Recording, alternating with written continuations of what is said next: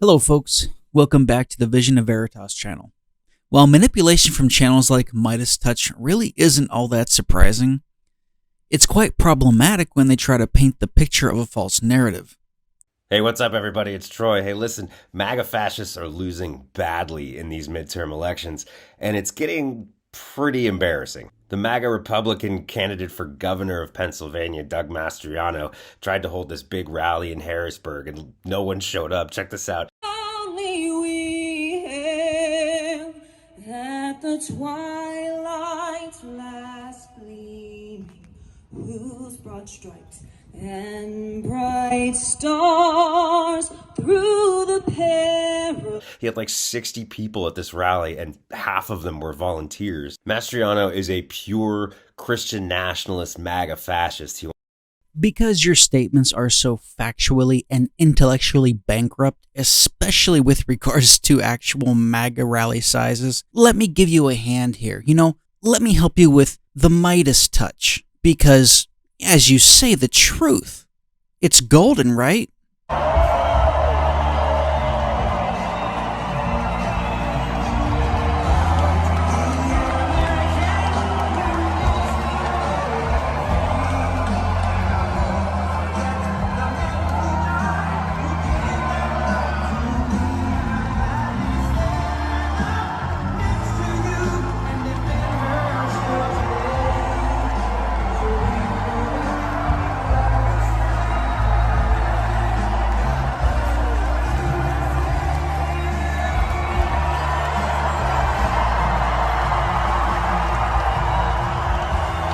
Than anything else? You realize that? The point is, we ask so much of you. So much of you. I've not...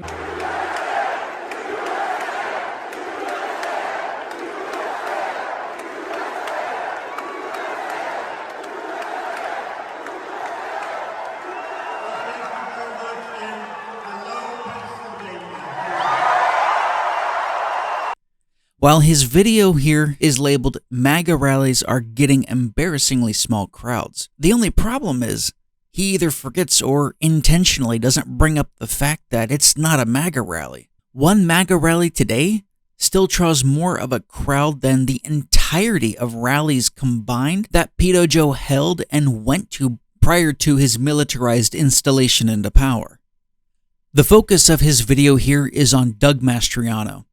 He's calling him a Christian fascist and a MAGA nationalist. And with his descriptions right here, we clearly know that Troy doesn't quite know the definition of fascist or nationalist, or the fact that there's both good and bad nationalism. He knows that the word fascist paired with anything conservative related as well as nationalist is going to trigger his drone-like followers to start listening up because very negative connotations are associated because of history with fascism and nationalism. The left is a master of deception, twisting the truth, and now changing definitions to fit a particular narrative.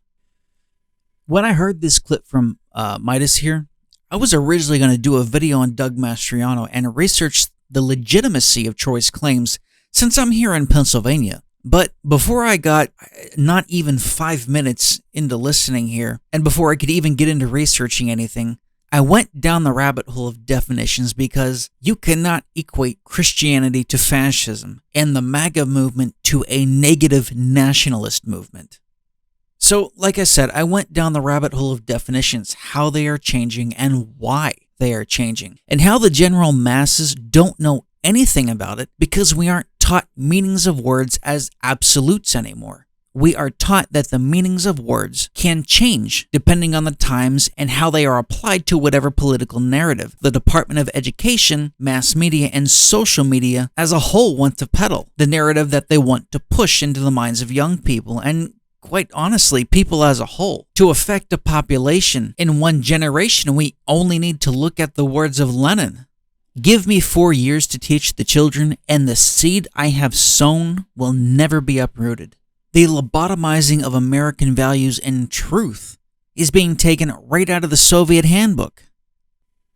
So let's get into specifics. What is fascism? Specifically, what is its stated definition as according to Google? Because Google is the go-to information source for probably the vast amount of people. So right up at the top of Google, you see the Merriam-Webster current definition of fascism. The stated definition is this: a political philosophy, movement, or regime that exalts nation and often race above the individual, that stands for a centralized autocratic government headed by a dictatorial leader, severe economic and social regimentation, and forcible suppression of opposition. Well, that sounds interesting, right? That current definition, which is often updated throughout the years based on narratives. And we can see this with the many definitions that are slowly changing to influence the masses, with the media to push it out there. Notice how the phrase of Christian fascist is being pushed unbelievably hard. Not just with this particular example, but other outlets too. I've seen it countless times on Facebook as well as Twitter and other popular leftist news sources. Now, with that being said, the question you need to ask yourself is why? Well, what do we most commonly associate with fascism? We often associate Hitler and Mussolini with fascism. And now, the political left is trying to get you to associate conservatism with those individuals. You see, the left knows all too well that you can't convince the masses that 2 + 2 = 5 unless you change the definition of what the number 2 is, or at least what you know it to be. In the same way, you can't convince the impressionable masses that Christianity is associated with fascism or conservatism is associated with fascism unless you alter, or in this particular instance, omit a very key point to the original meaning of the word. A more accurate and earlier definition of the word fascism prior to its changing over time is this: a system of government marked by the centralization of authority under a dictator, a capitalist economy subject to stringent government controls, violent oppression of the opposition, and typically a policy of belligerent nationalism and racism. Do you notice the differences there? There's quite a few. The first definition has been modified to tailor your thinking around someone who is proud of their country, or what we would call a patriot. The latter definition is quite honestly precisely what the leftist political agenda stands for. And I'm going to present examples of this and why the politically left party is actually the fascist party here. Now, the first part of the earlier definition of fascism is this: a system of government marked by centralization of authority under a dictator. Conservative principles dictate that a central government is only as large as necessary.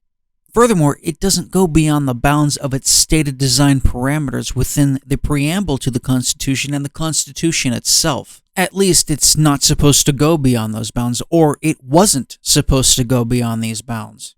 The preamble to the Constitution is essentially the foundational outline of what this new government they were going to be setting up would be for, and what it would do. This is what they were initially able to agree on.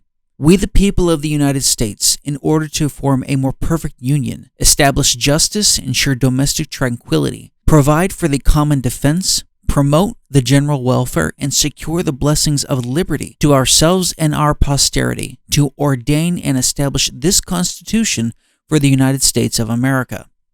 You see, us conservatives, we hold true to those principles. We believe that is what our central government is for.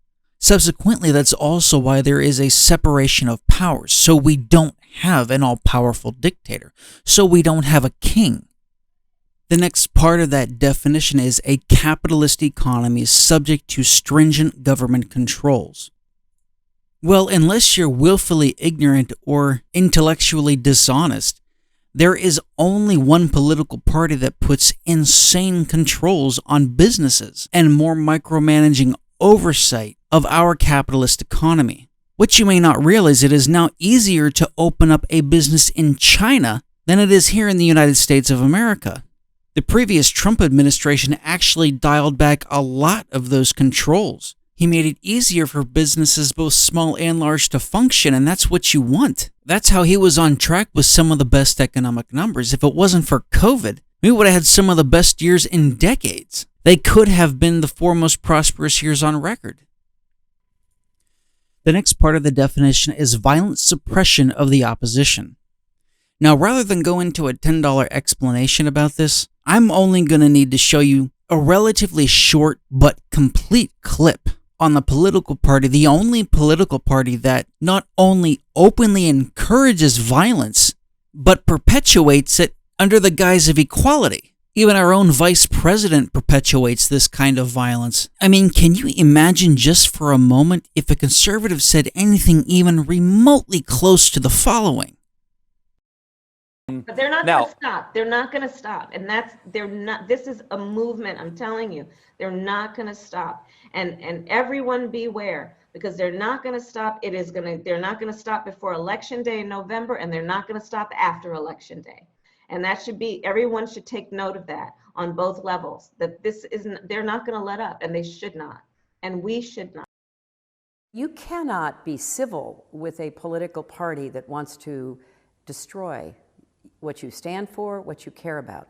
That's why I believe if we are fortunate enough to win back the House and/or the Senate, that's when civility can start again.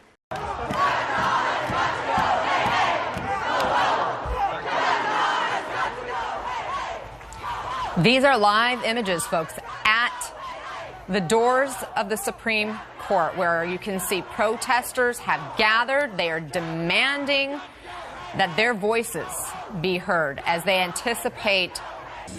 And so let's stay the course. Let's make sure we show up wherever we have to show up. And if you see anybody from that cabinet in a restaurant, in a department store, at a gasoline station, you get out and you create a crowd. And you push back on them. And you tell them they're not welcome anymore, anywhere. And last but not least, the last part of this definition is, and typically a policy of belligerent nationalism and racism. Now, I'm going to go deeper into nationalism on the next part, right after we complete this definition here. But I want to focus on the word racism here. And then we're going to expand on it, because it's not necessarily racism as the left portrays it. Rather than go into the Democrat Party and their history of racism, which in and of itself I could do several videos on. And if I were to do videos like that, I would probably be banned from YouTube for all of eternity. I'm simply going to ask you this. Show me currently, down in the comments, show me currently how conservative ideals and conservative values are racist. I guarantee you, you won't be able to do it.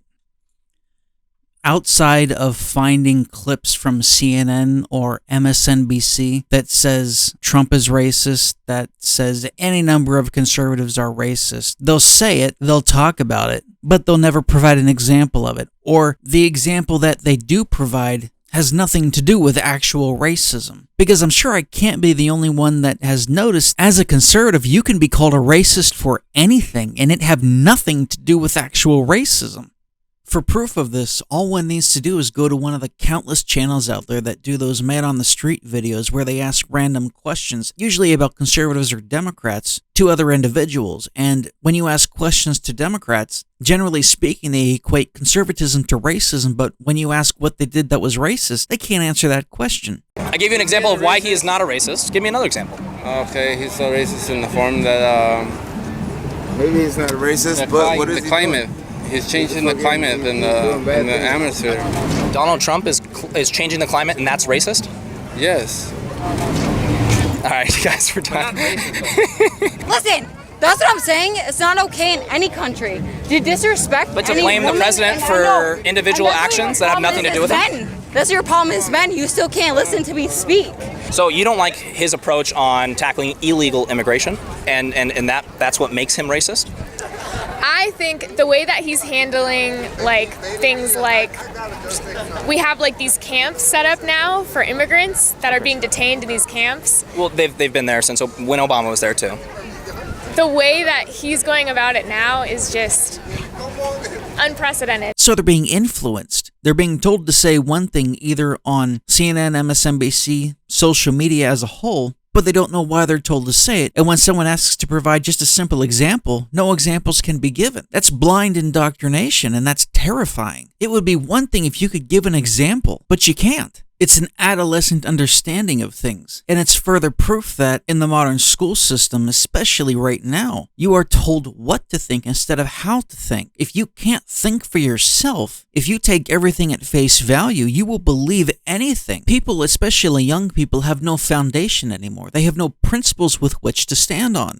And without principles, one generally leans to what sounds good, what makes you feel good in the moment. If that is how you base your principles, if that is how you base your beliefs and validate them, then you leave yourself open to be influenced on a social level. Rather than pushing back or realizing something is completely false, you believe whatever you're told. You have no principles with which to stand on. All right, now let's move on to nationalism. Well, if you Google nationalism and click on the first definition that comes up, you will see this: loyalty and devotion to a nation, especially a sense of national consciousness, exalting one nation above all others and placing primary emphasis on promotion of its culture and interests, as opposed to those of other nations or supranational groups. Now, let's look at an earlier definition and take note of some of the specific differences here. So, nationalism. Devotion, especially excessive or undiscriminating devotion to the interests or culture of a particular nation state. The belief that nations will benefit from acting independently rather than collectively, emphasizing national rather than international goals. The belief that a particular culture or ethnic group constitutes a distinct people deserving of political self-determination. Now, we need to understand something here. As far as nationalism goes, one needs to understand that there is both good nationalism and bad nationalism.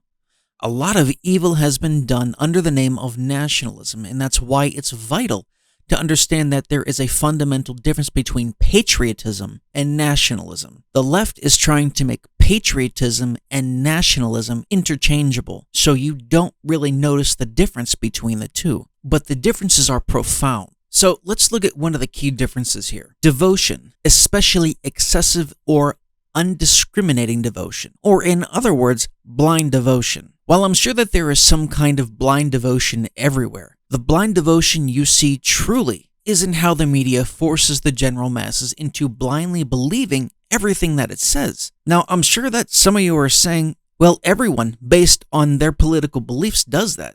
And to you, I say that you're absolutely correct. However, the key difference is this. The political right, as a general rule of thumb, will debate, will put forth evidence, and won't censor in opposition. The political left, however, especially with the way social media, the news media, and all the ways we all as a collective consume media, if you have conservative views, you are largely censored. And the examples for this are numerous. Conservatives see this with social media. We see this with the media that is allowed into your homes. We see this even with credit card companies. We see this with the IRS and how it specifically targets conservatives. No opposition to one party begots blind belief into the masses. And that's precisely what's happening to America right now. And quite honestly, it has been for some time, slowly and incrementally. You can't drive a new narrative, a new way of thinking home by ushering in a new concept instantly. You have to do it by influencing the masses slowly, changing the definitions of words, how these words are taught in schools, and how said concepts are taught in history, such as what has been happening with fascism and nationalism. And quite honestly, this is very calculated and brilliantly done by our Department of Education and how adults are indoctrinated by censorship. This type of indoctrination starts very early on in the public schools.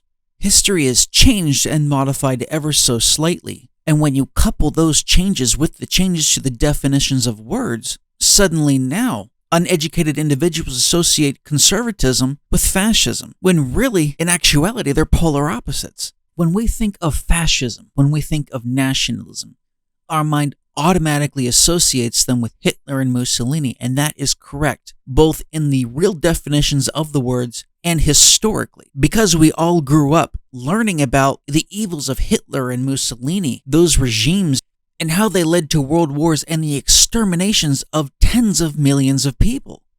You now incorrectly associate conservatism with fascism, conservatism with nationalism, the bad form of nationalism which hates everybody around them but themselves. The reason why the left is censoring free speech, especially of conservatives, is best summed up in this quote by Thomas Jefferson. The press, confined to truth, needs no other legal restraint. The public judgment will correct false reasonings and opinions on a full hearing of all parties, and no other definite line can be drawn between the inestimable liberty of the press and its demoralizing licentiousness. The long and the short of it is, if you put out a false ideal, if you put out a false narrative, the public has the duty to flip what you're saying on its head and correct you. That holds you to the truth. That holds the press to the truth.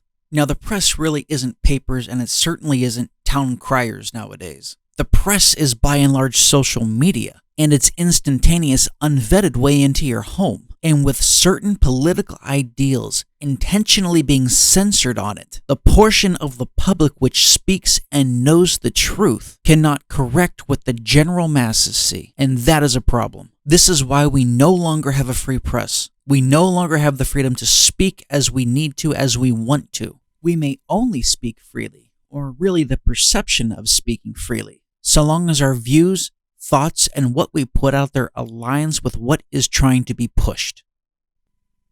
What we see going on here is a mass projection.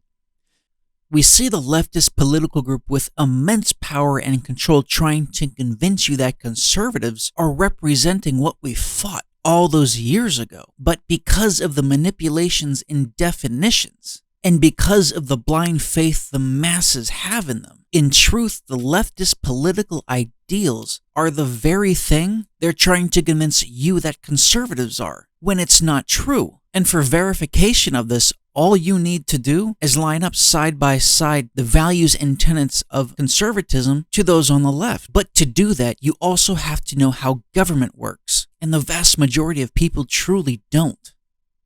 So when you hear the word nationalist, or like the left likes to peddle, white nationalism, or in this case, MAGA nationalist, they're trying to convince you that those who are constitutionalists, those who value the founding principles, are nationalists, and they're hell-bent on total domination of the white race. We know this because of what they attempt to associate conservatives with, the narrative they force down your throats, which is completely unfounded.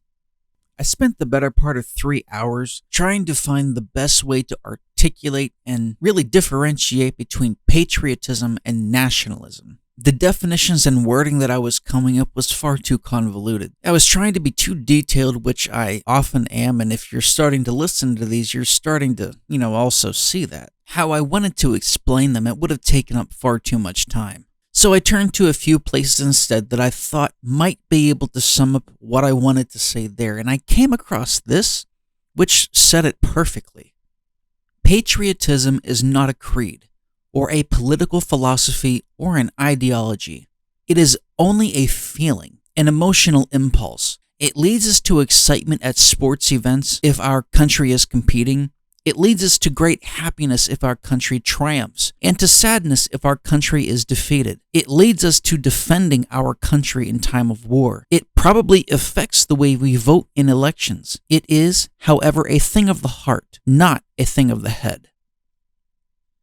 Nationalism, on the other hand, is a creed, or at least has a creed. It's a political philosophy, or at least an ideology. It's not a feeling or an emotional impulse, but a set of political principles and propositions. It is not an emotional response to events, but a practical call to action in accordance with a set of intellectual principles. It is a thing of the head, not of the heart.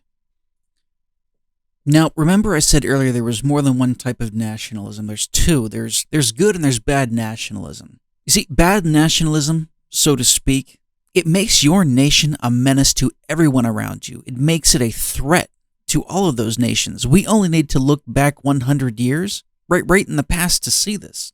Good nationalism, on the other hand, is nationalism that does not have the desire to conquer others. It believes that countries, including and not including his own, should benefit from acting independently from global demands, ceding national sovereignty to a global authority should never happen, and we should never surrender our political self-determination to a global regime. And that is precisely what the Marxist left is trying to do now, or has been trying to do for quite some time. Remember, this doesn't happen overnight, it's incremental. Folks, the bottom line is this. You need to question. You need to look into and research things for yourselves. You need to not take everything that you're told on face value. These two concepts of the Christian or MAGA fascist and a MAGA nationalist, the antithesis of what you're being told is true.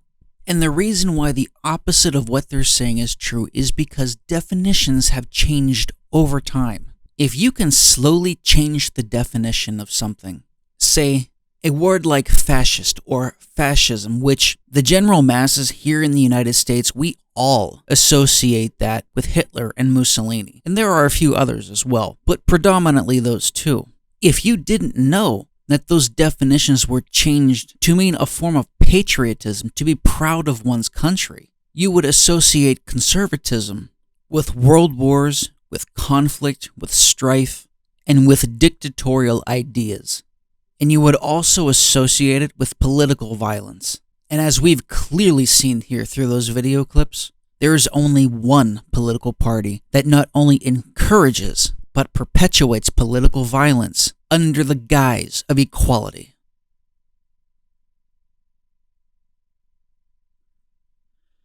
Thank you for joining me today on the Vision of Veritas. If you got anything out of today's episode, please like, share, subscribe, especially share this out. I'd really appreciate it. I'm a brand new channel here and I cannot do this without you. Thank you much and enjoy your day.